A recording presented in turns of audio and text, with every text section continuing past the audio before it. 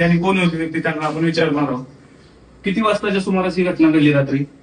7 ते 8 वाजायच्या सुमारास घटना घडली. मला म्हणजे फोटो द्या म्हणून फोटो द्यायला असं आतमध्ये गेलो की दोन्ही काच पॅक करून लगेच गाडी 140 स्पीडनं निघली. पुढे नेलं की इथं बुक्या घालायला चालू केला मला. साधारणतः किती व्यक्ती होते ते? 6 जण आहेत ते. 5 जण मला दिसली पण मागचे एक दिसले नाही. आता आमच्या कॅमेऱ्यात बघायचंय कसं आहे. 6 जण व्यक्ती होते. गाडी कोणती होती काय कल्पना आहे? इर्टिगा गाडी होती. काय म्हणजे काय तुमची पूर्वीच्या काळात काय दुश्मनी वगैरे होती का? काहीच नाही.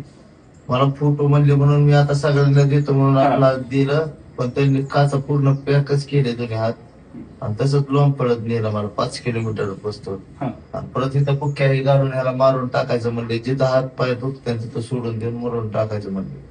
आणि तुम्ही म्हणजे गाडीमध्ये होता त्यावेळेस काय चर्चा काय ऐकली होती? तुम्ही कुठे नेणार आहे तुम्हाला काय? जामखेड पुस्तक नेऊन म्हणले ह्याला गाठात फिरकून तिकडं मारून जिथं हात तुटते तिथं पडायला का म्हणत.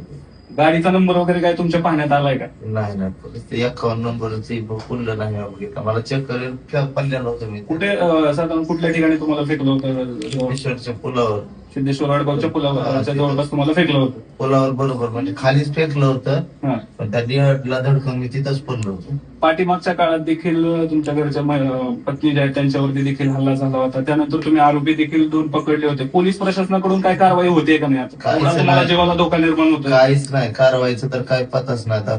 आता 15 दिवसात धमकीचा फोन आल्यापासून ही खरीच गोष्ट घडली की मला रात्री मारायला नेलं. धमकीचा फोन किती दिवसापूर्वी आला होता तुम्हाला? आता 8-10 दिवसच झाला असं. तुम्ही पोलीस प्रशासनाला काय कळवलं होतं का? मग हाय की माझ्यापाशी त्याची BFR दिलेली आहे, ती NC घेतलेली. याच्या अगोदर देखील तुम्ही आरोपी पकडला होता, पोलीस प्रशासनाकडे घेऊन दिला होता, त्यावरती काय कारवाई झाली? तुम्ही काय फीडबॅक घेतला? काहीच नाही. सोडून देण्यात आलं का त्यांना? त्याला सोडून देण्यात आलं. आणि आता VNC केली ती बी आरोपीचं काय पता नाही. आता ही रात्री बी घटना घडली तर अजून फोन आलेला आहे. पोलीस प्रशासनाला रात्री किती वाजता कळवलं होतं तुम्ही? लगेच तिथून आलो की आम्ही डायरेक्ट पोलीस स्टेशनला गेलो. त्यांनी म्हणले दवाखान्यात जाऊ.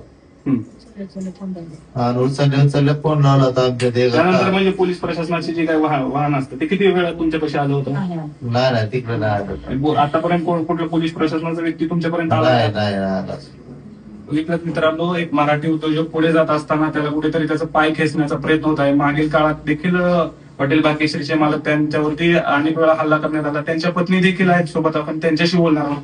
काय कशा पद्धतीची घटना होती, काय घडलं होतं? तुम्ही मदत का तिथे समोर? मी तिथं किचन समोर उभा होते. त्यांनी फोटो काढायसाठी बोलवून नेलेलं. मग बोलवून नेल्याच्या नंतर फोटो काढायला असं गाडीवर हात ठेवायला लावलं तर गाडीची काचा पॅक करून डायरेक्ट ओढत नेलं. त्यांनी फास्ट गेली. आमची माणसं फास्ट पळाली पण काही गाडी सापडली नाही. तुम्ही पोलीस प्रशासनाला कळवलं होतं? कळवलं. लगे फोन लावला पण गाडी काय आणखी पण आलेली नाही. दोनदा फक्त फोन लावून त्यांनी विचारलं कुठं आहोत का. गाडी आलेली नाही ना, कुणी तपास नाही ना, काय नाही. एवढी तोडफोड झाली तरी पण नादी लावल्यासारखं, नेत्या लेकराला नादी लावल्यासारखं करते ती. NC घेते ती. त्याच्यानंतर काहीच होत नाही. त्याच्या अगोदर तुम्ही आरोपी सुद्धा हॉटेलवरती नुकसान करताना देखील पकडले होते. त्यानंतर पोलिसांमध्ये दिले होते तुम्ही. त्यावेळेस काय घडलेलं नाही का? काय नाही. NC घेतली. तेवढ्या पुरतं ठेवलं केलं घरी. आम्ही पर्यंत सोडून दिलं त्या लोकांना. काल रात्री ही घटना घडली. त्यानंतर हॉस्पिटलमध्ये किती वेळ लागला तुम्हाला न्यायला? साधारणतः त्यांना तिथून आणण्याचा वेळ किती वेळ गेला आहे? ह्या वेळेमध्ये किती वेळ लागला तुम्हाला? 20 मिनिटं 5 मिनिटाच्या पुढे जाते. किती व्यक्ती होते? तुम्ही काय पाहिले का? गाडी वगैरे पाहिली का? काय गाडी ही बघितली की 6 जण आहेत तिथे. 6 जण होते का? नंबर वगैरे काय मिळालाय का तुमच्याकडे? नंबर नाही. आता त्यांचे जे अंगरक्षक आहेत ते देखील या ठिकाणी आहेत. 2 जण आहेत. तुम्ही त्यावेळेस कुठे होता? म्हणजे ज्यावेळेस ही घटना घडली तुम्ही कुठे होता त्यावेळेस? आम्ही मागे थांबलो होतो. भाऊ म्हणजे त्यांना फोटो देऊ.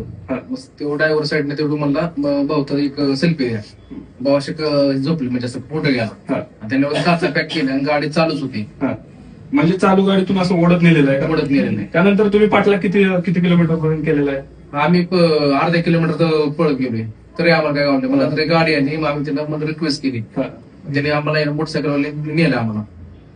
बघितलं तर संपूर्ण आपण जी घटना घडली त्या आपण संपूर्ण घटना सखोलपणे सांगितलेली आहे. यानंतर पोलीस प्रशासन काय कारवाई करतं हे बघणं गरजेचं असणार आहे. विनियोग धाराशिव. धन्यवाद.